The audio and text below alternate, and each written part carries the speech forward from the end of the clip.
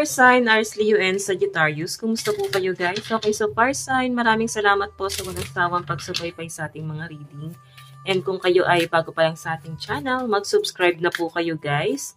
And i-click mo na rin yung ating notification bell para lagi po kayo guys updated sa ating mga bagong upload. So fire sign, tignan natin kung ano ba ang inyong daily gabay.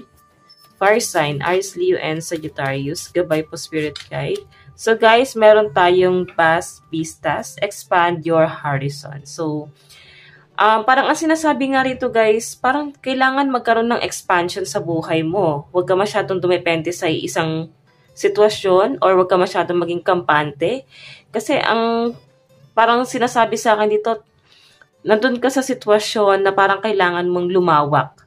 Okay, parang kailangan mo nang magkaroon ng action dito, fire sign, bago pa mahuli ang lahat sa inyo. Sa ngayon guys, nakikita ko na balanse pa rin ang energy mo, pero may expansion na magaganap sa inyo. Okay, may nakikita rin ako na mukhang malayo na rin ang nararating ng mga fire sign. So, may nasisense din ako dito na kung ano yung bagay na napuntahan mo na, alam mo sa sarili mo na hindi ka nagkaroon ng peace of mind doon, parang kailangan mong lumihis ng landas. Okay? Marami pang lugar, marami pang pwedeng ma-experience sa mga fire sign. Kaya nga sinasabi dito, mag-expand ka. Tignan pa natin. So, fire sign, meron tayong infinite abundance. Abundance is pouring into your life. Diba? Claim na natin to fire sign na maganda ang magiging daloy ng inyong kaperahan. And sa pinapakita sa akin guys, maaaring nagkaroon ka talaga ng struggle. Okay, so ngayon guys, nagkakaroon ka na dito ng magagandang plano, and I think plano na ng mga fire sign na mag-ipon. Okay, kasi naiisip mo na parang kailangan mo ng magkaroon ng ibang resources, and hindi lang guys sa trabaho mo. Nakikita ko na parang mas nagiging positibo ang mga fire sign dito, mas lalo ka nagiging ganado. Nasimulan yung mga bagay na gusto mo talaga dati pa. Okay? Ngayon kasi guys, hindi ka nagpapadalos-dalos ng emosyon. Matagal mo na siyang iniisip, and ngayon sa pinapakita sa akin, ready ka na nasimulan yung mga plano na to. Okay? So ayan no, sasaluhin mo na lahat ng mga bunga ng pinaghirapan mo. Okay? So tignan pa natin fire sign. Fire sign, Aries, Leo, and Sagittarius. So guys, meron tayong Wondrous Universe. Walk in Beauty. Wow! Alam mo, fire sign, kung ano yung iniisip mo, kung ano yung sisimulan mo, napakaganda nito guys. Kasi napaka-straightforward ng isip mo ngayon. Kumbaga, alam mo kung ano yung gagawin mo.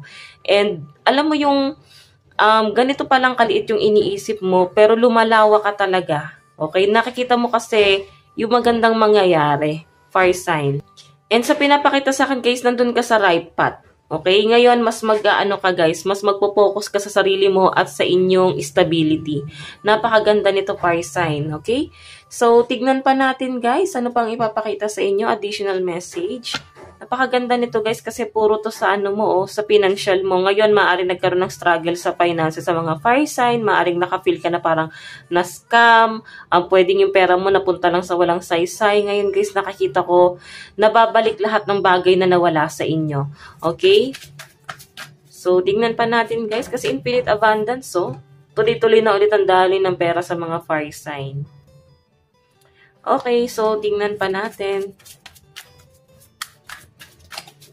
Fire sign. So guys, meron tayong the moon. Ingat ka sa mga sinungaling na tao. May nakikita ko dito na maaaring kaharap mo ngayon ay hindi guys, hindi mo totoong kakampi. Okay? Pwedeng nagiging kampante ka kasi sila yung masasandalan mo. Pero fire sign si pinapakita sa akin, hindi mo sila totoong kakampi. Okay? Sobrang nice nila pagkaharap ka, pero pag nakatalikod guys, pwede na pagdududahan ka pa nga nila dito. Okay, so tingnan natin. Meron po tayong may paglayo para sa magandang buhay. So guys, nakikita ko na nagme-meditate kayo.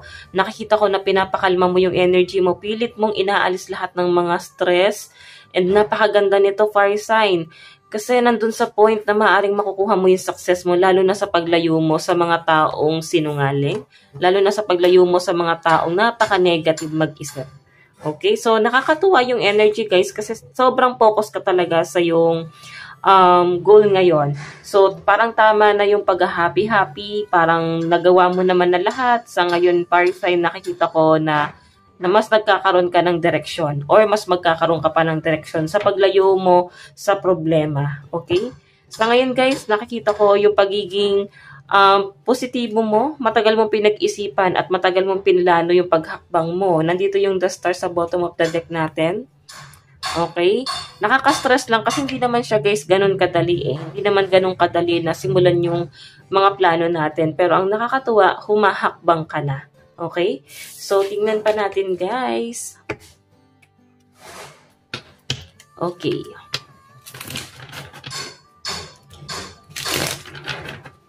Pagdating sa career ng mga fire sign, Aries, Leo, and Sagittarius.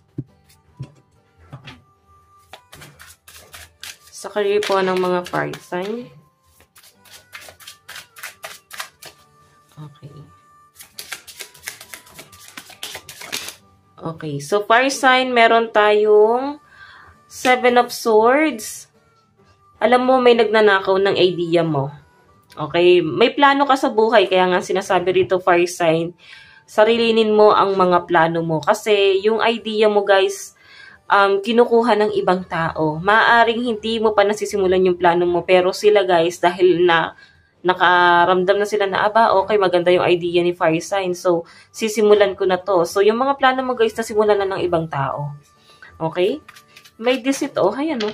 Scammer. So, fire sign, mag-ingat ka sa mga scammer and sa mga magnanakaw, sa mga cheating. Marami daw po nito sa paligid mo ngayon. Sobrang nakaka-stress to guys. Okay? Ninanakaw nila yung pagiging positibo mo, hindi lang sa pera, kundi may mga panloloko rin dito. I think maguguluhan ng mga fire sign. Sino na ba talaga ang kakampihan mo? Meron tayong 5 of Pentacles. So, nakikita ko yung struggle ng mga fire sign sa kanilang trabaho. Siguro napoprostrate ka sa work mo at gusto mo ng changes. Okay? Ayan, meron kang lilimitahan dito. Pwedeng ikaw yung naakusahan ng ganito, guys. Mag-ingat ka, lalo na kung ikaw ay humahawak ng pera sa trabaho. Pwedeng may mga nawawalang sales, tapos sa'yo mabibintang. Or pwedeng ikaw to, guys, na nagsisimula ng business, tapos may mga nawawalang bagay na maaaring hahanapan mo, tapos magtatakipan sila, guys. So, mas maganda na i-review mo yan, or mas maganda na ikaw mismo ang makakita. Okay? So, tignan pa natin guys. Ayan, ang lucky number mo is 7, 5, and 7. Nakikita ko yung pagbagsak ng business ng iba sa inyo guys. Or pwedeng nangyari na siya guys sa past.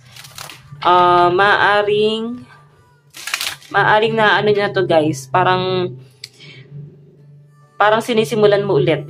Okay? Kung nagkaroon ng pagbagsak, pwedeng nagkakaroon ka ng ibang plano. Okay, so tingnan natin pagdating sa love life ni fire sign. Fire sign pagdating po sa love life.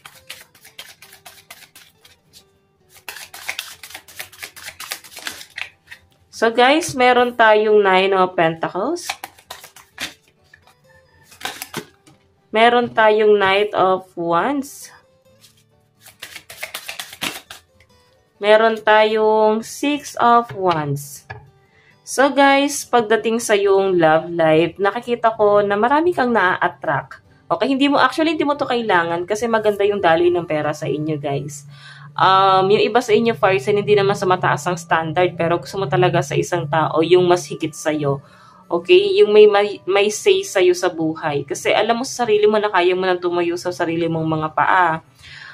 May nakikita ko rito guys, maraming nagkakagusto sa inyo. Meron ako nakikita na may magtatapat daw ng pag-ibig sa inyo. Ayan no. Siguro meron ka na rin kasi binago sa physical appearance mo, sa personality mo, na talagang hinahangaan ka ng mga tao sa paligid mo. Okay? So, tingnan natin guys ang inyong advice. Advice ni fire sign. Meron tayong divine feminine step into your power.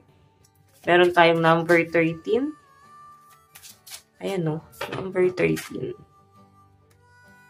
So, Divine Feminine, step into your power. So, nasa na yung pagiging strong, independent person mo?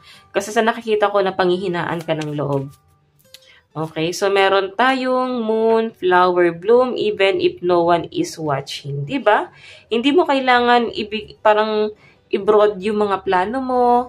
Hindi mo kailangan i-open pa sa ibang tao yung mga plano mo. Kasi pwedeng sila pa yung magpapabagsak sa inyo, guys. Kaya nga sinasabi dito, parang kaya mo naman mag-grow nang walang nakakaalam or kaya mo naman mag-grow in private.